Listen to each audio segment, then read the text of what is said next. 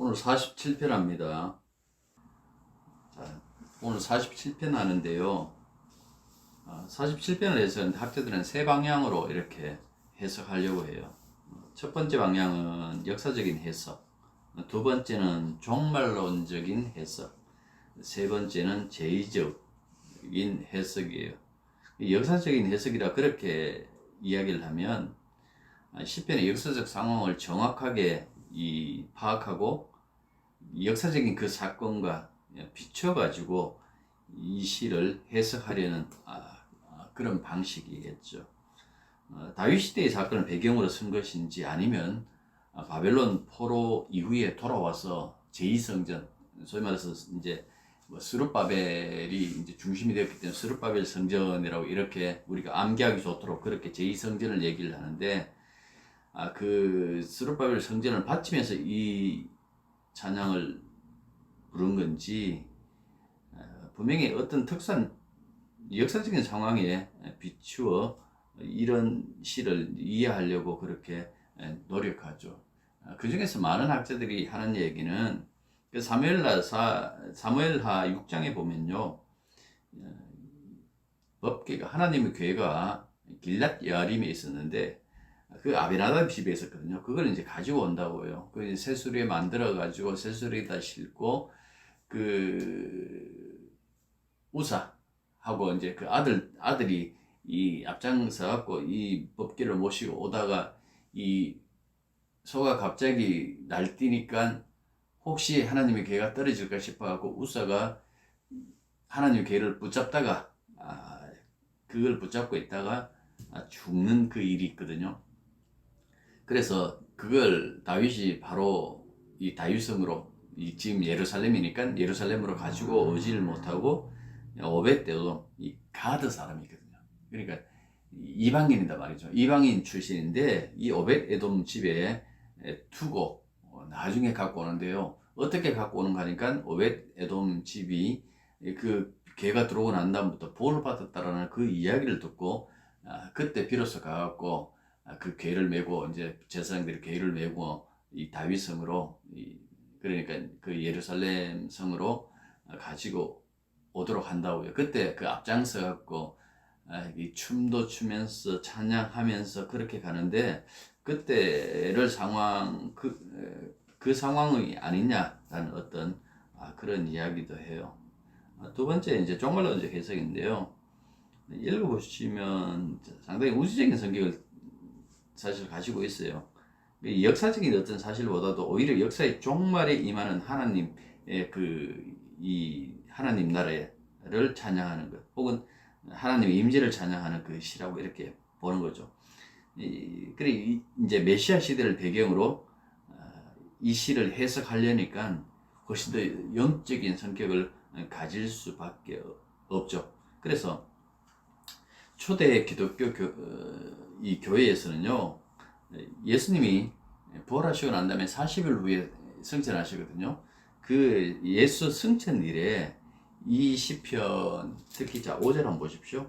하나님께서 즐거운 함성 중에 올라가시며 여호와께서 나팔 소리 중에 올라가시도다, 이 말씀하고 그 다음에 8절 보십시오. 하나님이 뭇백성을 다스리시며 하나님이 그의 거룩한 보좌에 앉으셨도다 라는 이 두 구절을 중심으로 해갖고 예수의 승천일에 이 시편을 찬양하고 사용했다라는 그 말씀입니다.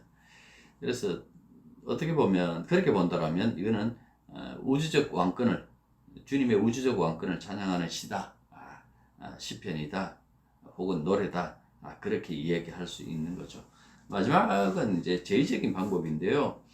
자세히 보시면 이거 대관식, 왕의 대관식이 아니잖아요. 하나님께서 위로 올라가시고 하나님께서 그 거룩한 자리에 앉으셨다라고 이렇게 얘기를 하니까, 보통 유대교에서는 이 시편을 언제 사용하는가 하니까 신년 축제인 그때에 이 나팔을, 양악 나팔하고 부는데 그 나팔을 불면서 부르는 노래가 바로 시편 47편이다라는 그 말씀입니다.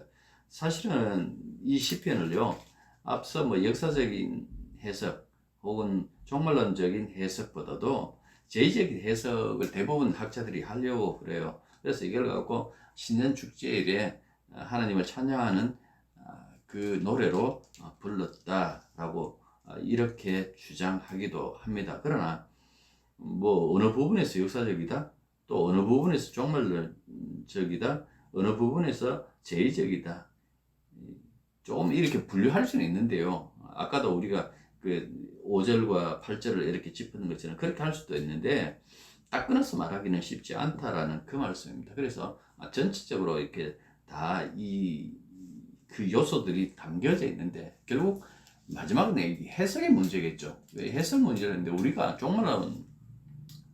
종말에 살고 있고 또 주님이 오셔서 이제 벌하시고 승천하신 그 사건을 맞이했기 때문에 교회가 노래한 것처럼 우리 주님이 바로 이 우주적인 왕이시다, 이 우주를 다스리신다라는 그런 측면에서 보는 것이 쉽지 않을까라고 그렇게 생각해 봐요. 이 분류는 1절과 2절 주님을 향한 찬양을 요청하죠. 너희 만민들아 하고 이렇게 얘기를 해요. 그 다음에 3절부터 5절까지는 이스라엘에게 승리와 기업을 주신 주님을 노래하고 있죠. 그 다음에 6절부터 7절까지는 온 땅의 왕이신 주님을 향한 찬양을 이렇게 요청해요. 이게 그러니까 1절, 2절, 이걸 3절, 4절은 다시 1절, 2절을 더욱더 이렇게 세밀화하고 강화시킨다라고 이렇게 보시면 되는 거예요. 그 다음에 4절 보시면 우주의 보좌에 앉으신 주님을 찬양, 온 땅 모든 것을 다스리신다고 했을 때에 땅에서 제일 높은 것이 아니라 바로 우주의 보좌에 있는, 그러니까 우주 속해져 있는이 아니고 더 정확하게 말하면 하나님이 계시는 이거 뭐 공간으로도 설명할 수 없는, 우주라는 그 공간으로 설명할 수 없는 그 창조하신 것 그 너머에 계시는 주님을 찬양하는 그 이야기가 8절부터 9절까지 담겨져 있다라는 그 말씀입니다. 자, 큰 축제가 벌어졌는데 이 배경 속에 수많은 사람들이 모여 있어요. 그래서 너희 만민들아라고 이렇게 얘기를 해요. 거기에 모이는 모든 사람들에게 손바닥을 치고 즐거운 소리로 하나님께 외칠지어다. 손바닥 친다라는 것은 박수 친다라는 그 얘기예요. 왜 이 북한의 인민대회 같은데 한데 보면 그 김정일이 나오면 막 일어나 소리 치고 막 박수 치는 거 있잖아요. 그것도 일종의 어떻게 보면 과거의 이 시편의 어떤 그 흔적인데요. 이 사람들이 시편을 알아서 그런 것이 아니라 이게 어떻게 보면 이 세상에 이 권력을 가지고 있는 자들이 그 권력 가진 자들을 높이는 하나의 그 방식이 손바닥을 치고 소리 지르고 그냥 외치는 그 모습이다라는 그 말씀입니다. 그런데 여기 보면 사람에게 하는 것이 아니라 하나님께 외칠지어다라고 이렇게 분명히 얘기를 하고 있죠. 이 만민들아라고 했을 때에 이건 이스라엘 백성들만 얘기하는 것이 아니라 아마 이 이스라엘 백성들뿐만 아니라 하나님을 주님으로 섬기는 그 모든 자들이 다 함께 모여서 그렇게 찬양 드리는 그 모습을 그려놓고 있다라고 보는 것이 좀 낫지 않을까라고 그렇게 생각해요. 손뼉치고 이 기쁨의 이 행동, 사실 이 열왕기하 11장에 보면요, 요시야 왕이 이 왕으로 등극할 때에 백성들이 손뼉치며 소리 지르는 그 장면이 나와요. 그러니까 그 장면 그대로가 여기에 담겨져 있는 거예요. 그 왕이 이 보좌에 앉을 때에 그때의 어떤 그 장면을 하나님에게 대입시켜 가지고 그렇게 설명을 하는 거예요. 이거 마땅히 모든 사람이, 세상의 모든 사람이 혹은 당신의 모든 백성들이 다 하나님 앞에 손뼉을 치면서 즐거운 소리를 하면서 하나님의 그 왕되심을 찬양한다라고 이렇게 보는 것이 좋겠다라는 그 말씀입니다. 2절 보시면 주님을 왜 이렇게 찬양해야 되는가라는 그 이유에 대해서 얘기를 해요. 그 이유는 보면 주님의 권세가 온 땅에 미친다라고 이렇게 얘기를 해요. 왕들의 그 권세는 온 땅에 미치질 못해요. 그래서 그 온 땅에 자기의 어떤 그 이름을 남기기 위하여 세상을 정복하는 그런 일들이 벌어지지만은 그들이 영웅일까요? 여러분, 징기스칸이 영웅일까요? 그러나 그 피해를 당한 그들 입장에서 보면 굉장히 난폭한 정복군이겠죠. 그러니까 뭐 한 시대의 그 영웅인 것처럼 그려놓는 뭐 이런 인물에 대하여 막 그려놓는 그런 것보다는 오히려 어떻게 보면 가장 인간적인 그 모습을 보이면서 따뜻하게 한 사람을 이렇게 도움을 주는, 오히려 그 사람들이 더 영웅이 아닐까, 세상 입장에서 보면 영웅이 없지만은 아닐까라는 그 생각이 들어요. 그러니까 남을 정복하고 살해하고 피해를 입히고 자기의 이름을 그 세상 만방에 알린다고 해갖고 과연 그 영웅적인 어떤 일일까라고 했을 때 결코 그렇지 않다라는 그 부분을 이야기를 해요. 여기 보면 지존, 엘로온이라고 이게 뭐 지존하시다, 지극히 높으신 할 때 엘로온이라고 이렇게 얘기를 해요.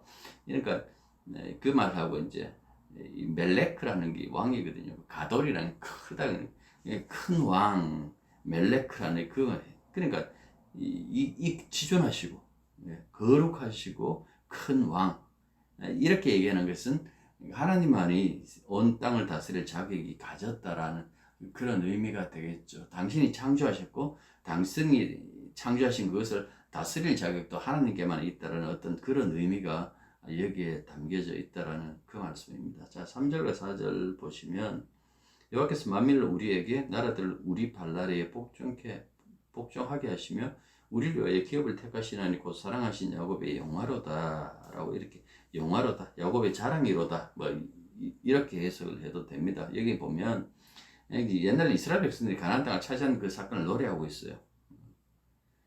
그때 이 큰 승리를 거두잖아요. 그게 이스라엘 역사 속에서 뿌리 내리고 있는 거예요. 항상 보면 하나님께서 출애굽 사건을 통해서 우리들에게 어떻게 해주셨고 이 가나안 땅에 들어왔을 때 어떤 승리를 주셨다는 것을 그렇게 늘 마음속에 담아두고 있었다라는 그 말씀입니다. 그러나 사실은 이 가나안 입성하고 난 다음에 이 정복을 했는가, 3절 보시면 만민을 우리에게 나라들 우리 발나래에 복종했다. 발나래에 복종했다라는 것은 완전한 정복을 의미를 해요. 그런데 과연 이 이스라엘 백성들이 가나안 입성과 함께 완전히 정복했는가? 정복하지는 못했어요.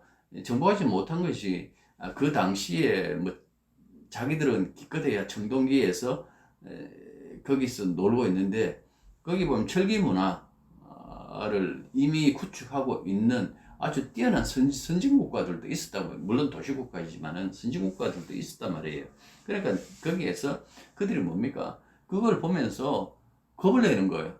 처음에 분명히 여리고성에서 자기들이 어떤 힘으로 갖고 칼로 갖고 그 여리고성을 무너뜨린 것도 아닌데도 불구하고 사람이 항상 그런 거예요. 어떤 그 일들이 이렇게 벌어지면 그 일에 대하여 사실은 자기가 계산하는 바가 다 있잖아요. 그 계산하는 바대로 이렇게 해보니까 이거는 정복하지 못하겠다라고 하니까 그냥 더불어 살아요. 더불어 살면서 문제가 무엇인가 하니까 그 뭐 더불어 사는 것까지는 뭐 그렇다 치더라도 결국 뭡니까? 그 땅의 어떤 문화, 그들이 가지고 있는 그 종교, 그 우상들이 이스라엘 내부에 파고 들어오기 시작해요. 그러면 이 사람들이 하나님을 섬기면서 그들에 대해서 은밀하게 섬기는 거 안 그랬어요. 이름은 하나님 해놓고는 그냥 그 우상들을 가져다가 그냥 사용하고 어떻게든 복 받겠다는 어떤 그 생각밖에 하지 않았다라는 그 말씀입니다. 그러니까 그런 어떤 기나긴 세월을 지나오다가 다윗 뒤에 와갖고 비로소 그 약속의 땅 거의 전부들을 다 이렇게 정복을 한다고요. 그러니까 그때를 생각해 본다라면 여기서 말하는 과연 하나님이 항상 이스라엘 편인가라고 했을 때 늘 그 말씀 드리는 것처럼 하나님 이스라엘 편 아니에요. 하나님은 그 이스라엘 그랬을 때 그 이스라엘이 하나님의 그 이스라엘 같으면 괜찮은데 그냥 이 혈통적 이스라엘 혹은 12지파 연맹으로서의 그 이스라엘이라고 생각한다면 이들은 항상 하나님을 배반한 쪽에 있었지 이 하나님 앞에서 진정한 어떤 그 신앙의 모습을 거의 보여주지 못했다라는 그 말씀입니다. 그래서 4절 보시면 사랑하신 야곱의 영화, 야곱이라고 이스라엘 하고 야곱이라고 그러잖아요. 12지파니까 이제 야곱이라고 이렇게 얘기를 하기도 한데 너희 야곱아라고 하나님께서도 이렇게 부를 때가 있대요. 야곱 하면 여러분들 가장 먼저 생각나는 게 뭔가요? 그러니까 이스라엘로 이름이 바뀌는 그 야복강과 이전의 그 삶들을 들여다보시면 자기 중심적이죠. 그러니까 모든 어떤 그 삶 속에서 이기고자 하는 그 마음들이 늘 있죠. 잔꾀들이 굉장히 많았죠. 어떻게 하면 이 얼룩배기가 나온다라는 그 사실도 알고 여러 가지 이 자기의 그 재물을 불리는 데는 정말 머리가 좋은 어떤 그런 역할을 하는 것이 바로 야곱이었죠. 그러니까 이 야곱이라는 것라고 했을 때에 이 야곱이 가지고 있는 그 암시하는 거는요, 인간 그대로의 모습. 그냥 자기밖에 모르고 자기 살기 위하여 어떤 것도 희생할 수 있는 어떤 그런 그 모습의 그 야곱을 이야기를 하는 거예요. 그러니까 야곱의 자랑이 무엇인가 하니까 기업인데, 생각해 보십시오. 그 땅을 정말 이들이 진정 믿음이 있었기 때문에 가나안을 기업으로 줬을까요? 안 그래요. 신명기 보면요, 그 말씀 하신다고요. 신명기 1장부터 시작해갖고 쭉 들어가면서 하는 얘기가 뭔가니까, 내가 이 땅을 주는 것은 너희 조상과 맺은 그 언약 때문이다라고 그렇게 얘기를 해요. 그러니까 하나님이 자기 맹세에 충실한 그 결과가 그들에게 땅을 준 거예요. 이 사람들이 그 광야 40년 동안 믿음을 보였나요? 아니면 그 40년 세대가 다 죽고 난 다음에 새로운 세대가 정말 그 믿음을 보이나요? 그러니까 이들도 잠시 잠깐 동안 믿음의 모습을 보일 것처럼 그렇게 성경에서는 얘기를 해요. 하지만은 그 속을 들여다보면 그것도 안 그래요. 그러니까 그 말씀하시는 것이 내가 너희 조상들과 맺은 그 언약 때문에, 그리고 내가 너희 조상들을 사랑한 영구다라고 그렇게 얘기를 해요. 여기서도 보면 그 사랑하신 야곱의 영화로다 라고 한 것처럼 이 야곱이라는 그 인물을 두고 사랑한다라고 했을 때에 하나님의 사랑은 항상 그래요. 우리는 그렇잖아요. 가끔씩 그 뭐 드라마나 아니면 그 이야기 속에 입양된 애들의 그 얘기를 이렇게 할 때에 입양되고 난 다음에 그 양부모에게 어떻게든 잘 보이겠다라는 그 생각으로 실수하지 않으려는 그 긴장감으로 살아왔다라고 그렇게 얘기하는 것도 그 드라마나 그 이야기 속에 있잖아요. 이스라엘 백성들이 과연 그렇게라도 살았을까? 안 그랬어요. 전혀 그렇지 않았어요. 그래서 사랑한다라고 했을 때 하나님의 사랑 그 자체가 이유가 없는 거예요. 하나님께서 그냥 정해놓고 사랑하시는 거예요. 내 너 사랑한다. 너의 그 전후 다 안 본다. 내가 그냥 사랑할게. 내가 알아서 사랑할게. 니는 사랑 못하고 그냥 요리 도망가고 저리 도망간다 할지라도 내가 그냥 사랑할게. 내가 그냥 사랑에 눈물었다. 내가 사랑에 미쳐가지고 그냥 너희들 붙잡고 산다. 뭐 이렇게 생각하시면 되는 거예요. 오늘날 또 우리들도 보십시오. 주님의 교회다라고 이렇게 얘기를 하지만 교회로서의 그 요소들이 과연 우리들 속에 늘 넘치나요? 조금만 뭐 하면 삐지고, 조금만 뭐 하면 미워하고, 조금만 뭐 하면 이 신앙생활 하는 것에 대해서 거부감을 나타내고. 그러니까 보십시오. 그런데도 불구하고 우리는 항상 그 모습들을 바라보면서, 여러분들 그걸 아셔야 돼요. 하나님께서 정말 우리를 사랑하신다라는 그 사실을 아셔야 되는 거예요. 여러분들이 잘해야만 하나님 사랑하신다고 착각하시죠. 그걸 갖고 율법이라고 그래요. 복음은 그렇지 않아요. 막 살아보자. 막 살아보세요. 그하다 개마티시 맞아도 그건 제가 뭐 책임 안 집니다만, 그렇게 하나님께서 우리에 대해서 사랑하시고 우리를 붙잡고 가신다고요. 그러니까 그런 부분에 대해서 진짜 눈 뜨면, 자식들이 그렇잖아요. 나중에 그 부모의 입장을 눈 뜨면, 저도 마찬가지입니다만, 그때 비로소 부모의 고마움을 아는 것처럼 여러분들 다 그렇다라는 그 말씀입니다. 가끔씩 이제 참 기적처럼 신앙에 눈 뜨면 그때 주님이 얼마나 고마운지 그때 감사하고 기뻐하다가 또 시간 좀 지나가면 또 옛날 버릇 또 나와요. 또 나와가지고 도망간다든가 또 투덜댄다든가 그러는 것이 우리들의 모습인데, 주님께서 그 말씀 하시잖아요. 나는 끝까지 사랑하겠다고. 그러니까 그 사랑이 우리를 붙잡고 있다라는 그 사실을 여러분들 아셨으면 좋겠다라는 그 말씀입니다. 그 허물 그대로, 우리의 허물을 그대로 주님께서 그대로 받아들여서 사랑하신다라는 그 말씀입니다. 자, 5절 아까도 말씀드린 것처럼 5절과 8절을 근거로 초대교회에서 이 그리스도의 성천으로 이렇게 해석하죠. 그러니까 오르신다라고 했을 때 사실은 이 목적지가 명시되어 있질 않아요. 그래서 들어가신다라고 이렇게 얘기를 해요. 왜 오르신다, 들어가신다 할 때 도대체 어딘가라고 했을 때 신약에서는 분명하게 이야기를 하죠. 하늘이라고 했어요. 물론 우리가 볼 수 있는 이 하늘이 아니에요. 스카이가 아니고 헤븐이라고 이렇게 얘기를 하는데 아무튼 우리가 눈으로 볼 수 있는 그런 하늘이 아니라 그 하나님의 그 세계, 당신이 우리가 알 수 없는, 지금으로서는 도무지 알 수 없는 그 세계에 들어가셨다라는 그 말씀이죠. 그래서 예수님이 성전하실 때에 그 성전일을 기념하면서 이 시편을 찬양하는 그런 이 교회의 전통에 있다라는 그 말씀입니다. 자, 6절부터 7절은 사형으로 되어 있어요. 사형으로 되어 있는데 보시면 찬양하라고 모두 5번 나와요. 6절 보시면 찬양하라, 찬송하라, 하나님을 찬송하라, 찬송하라, 우리 왕을 찬송하라, 하나님 온 땅의 왕이심이라, 지혜이시로, 지혜이시라는 건 뭐 시편이에요. 시편으로 찬송할지어다라고 이렇게 얘기를 하고 있어요. 여기 보면 찬송하라, 찬양하라가 지금 5번이나 나오잖아요.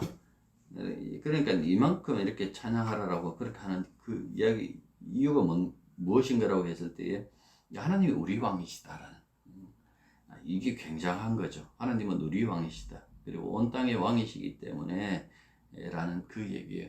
요즘은 뭐 왕이라는 뭐 흔적도 우리나라에는 지금 안 남아있지 않습니까? 그러니까 입에 익숙지도 않아요. 왕이라는 이 단어가 익숙지 않지만은 고대 사회 속에서 이렇게 본다라면 지금 뭐 왕이 있다 할지라도 대부분 보면 그냥 이 뭡니까 그 형식으로 왕이 있고 그냥 나머지 어떤 그 권력은 뭐 총리가 가지고 있는 경우가 많잖아요. 그것처럼 지금은 그렇지만 과거에는 이 왕하면 이 생사 여탈권을 가지고 있어요. 죽이든 살리든 왕이 가지고 있다라는 그 말씀입니다. 그렇기 때문에 하나님 우리의 왕이시다라는 것은 우리를 살리시고 우리를 죽이시는 분은 하나님밖에 없다라는 그 의미도 있고, 또 하나는 하나님이 이런 분이 우리를 구원하시고 우리의 하나님이 되셨다라는 어떤 그런 고백이 여기에 들어가 있는 거죠. 그래서 계속해서 찬송할 수밖에 없는, 천국 가면 왜 우리가 항상 찬송한다라고 그렇게 얘기를 하잖아요. 지겹지 않을까라고 했을 때, 지겹다라는 것은 시간이라든지 뭐 그런 게 있었을 때 지겨울겠죠. 뭐 제가 그랬잖아요. 공간도 없고 시간도 완전히 초월한 어떤 그 세계라면 지겨울 것도 없겠지만은 찬양하는 그 이유가 뭡니까? 그 주님께서 우리를 위해서 하신 일이 너무나 크고 위대하기 때문에 찬양할 수밖에 없는 그 상황을 거기서는 그렇게 그려주고 있다라는 그 말씀입니다. 그래서 모든 것을 다 합쳐하고 찬양할 수밖에 없는 그런 모습들을 얘기를 해주고 있죠. 8절과 9절 보시면 이제 만왕의 왕 되신 주님이 이 천상의 보좌에 앉으세요. 무백성을 다스리며 하나님의 거룩한 보좌에 앉으셨도다. 이게 뭐 법계 하나님의 궤 들고 와갖고 그 성전 지성소에다 안치하는 뭐 그런 모습들, 혹은 뭐 거기 앉아 계신 좌정하신다라는 어떤 그런 의미로서의 그 노래가 아니라 조금 전에 말씀드린 것처럼 우리가 예수님의 이 부활과 성천을 믿는 그런 종말론의 백성이라면 이거는 바로 예수님께서 하나님의 보좌 우편에 앉으셨다라는 것. 그래서 온 세상 그리고 온 우주를 다스리신다라는 것을 말씀해 주고 있는 거예요. 그래 다스리시다 하고 앉으셨다라는 것이 이제 평행을 이루고 있는 거예요. 이 과거인데요. 근데 이게 지금 앉으셔서 다스리고 계신다라고 이렇게 보는 것이 옳다라는 그 말씀입니다. 여기 보면 문나라의 고관들이 그리고 이 아브라함의 하나님의 백성이 되도다. 세상의 모든 방패라는 것은 열왕들, 군왕들 그렇게 생각하시면 되는 거예요. 딱 그들도 하나님의 것이다라고 그렇게 얘기를 해요. 그러니까 이 세상의 모든 권력들 위에 있는 그 주님의 권력에 대해서 얘기를 하죠. 그래서 아브라함이 하나님의 백성 된다라고 얘기를 했는데, 아브라함 언약 자체가 그렇잖아요. 만민들이 아브라함의 씨로 말미암아 복을 받는다라는 그 아브라함 언약의 성취. 그래서 갈라디아서 봐도 그 아브라함이 우리 모든 믿는 자들의 조상이 된다라고 그렇게 얘기를 한다고요. 우리가 이방인인데도 불구하고 아브라함이 우리 믿는 자의 조상이 된다라고 그렇게 고백하는 것은 아브라함 언약 속에 이 단순히 이스라엘 백성들을 향한 그 언약이 아니라 만민을 향한 그 언약이었거든요. 그 아브라함의 장차 아브라함의 씨로 인하여 만민이 복을 받는다라는 것을 이야기를 하는 거예요. 예수님의 주 되심, 예수님의 왕 되심이 온 세상 사람들이 과연 굴복하고 오늘 이 시편처럼 온 세상의 이 권세자들이 주님 앞에 굴복하고 있습니까? 안 그래요. 러시아와 우크라이나 보십시오. 같은 러시아 정교의 소속이지만은 잔인하게 교회에 부수고 잔인하게 그들을 죽이면서까지 그 피해를 입히고 있잖아요. 소위 말해서 이 모습을 봤을 때에 이 찬양의 모습들이 도대체 뭘까라고 했을 때 이 시편의 이 신약의 저자들은 이 부분에서 정말 따올 것만 이렇게 따와요. 따와가지고 이 말씀이 예수님에게 적용을 시키면서 예수님의 왕 되심을 얘기를 하는데, 이 예수님의 왕 되심, 우주의 왕이신데 어떻게 우주의 왕이 되는 그 백성들이 고난을 받는가? 사도 바울 보십시오. 언제나 영광 얘기할 때 고난을 빼먹질 않아요. 그러니까 예수님의 왕 되심이라는 것이 이 지상세계에 있을 동안은 전혀 다른 모습으로 나타난다라는 그 말씀이죠. 그게 뭔가 그러니까 자신을 내어줌. 예수님의 왕 되심이라는 것이 세상의 왕들과 다르다라는 그 얘기를 해요. 주님께서도 그 얘기를 했잖아요. 평소에 제자들에게. 그들은 너희들을 다스리고 너희들을 억압하지만 나는 너희들을 섬기러 왔다라고 그렇게 얘기를 하신다고요. 그러니까 진짜 예수님의 왕 되심은 이 세상, 이 우주 만물을 섬기기 위하여 오신 그 주님이라면 그의 백성들도 마찬가지죠. 그 일에 참여하여 그런 요소를 가지고 우리가 살아갈 때에 바로 시편 47편대로 찬양하고 주님의 지금 하나님 우편 보좌에 앉아 계시는 만주의 주님이신 예수 그리스도를 향한 그 찬양, 그 노래, 그게 단순히 우리가 찬송 부르면서 막 박수 치면서 찬송 부르면서 그치는 것이 아니라 바로 삶의 그 태도, 자세의 모습에서 섬기는 그 모습이 드러났을 때 그것이 바로 시편 47편이 우리들 속에서 역사하고 또한 그 성취되는 그런 일이다라는 것을 여러분들 기억하셔야 될 겁니다. 자, 기도하겠습니다. 말씀이 주실 때마다 말씀과 너무나 동떨어진 그런 삶의 모습을 보일 때가 많기도 하고, 또한 이 말씀 자체가 너무나 이 현실과 동떨어진 것처럼 보이기도 하기도 하죠. 저희들이 믿음이 없어서 그렇다라는 그 사실 잊지 말게 해주시고, 신뢰하는 어떤 그 해석을 통해서 과연 이 속에 담겨져 있는 그 암시하는 주님의 왕되심이 어떻게 나타나는지, 그 왕되심에 굴복하는 것이 또한 어떤 모습이어야 되는지, 이런 부분에 대해서 우리가 좀 돌이켜 심각하게 생각도 하고 고민도 하고, 그래서 남은 그 삶을 언제나 주님이 가신 그 길을 따라가며 주님처럼 그렇게 살아갈 수 있는 그 모습, 그런 정신으로 살아갈 수 있는 그런 태도, 여러분들 그런 것들이 우리들 속에서 사라지지 않도록 주님께서 붙잡아 주시옵소서. 야곱을 사랑하신다 말씀하셨습니다. 있는 그대로 사랑하실 때 우리가 얼마나 큰 죄인이고, 또한 그것을 느낄 때마다 정말 주님을 진심으로 찬송하고 찬양할 수 있는 저희들 되게 도와주옵소서. 예수님 이름으로 기도드립니다.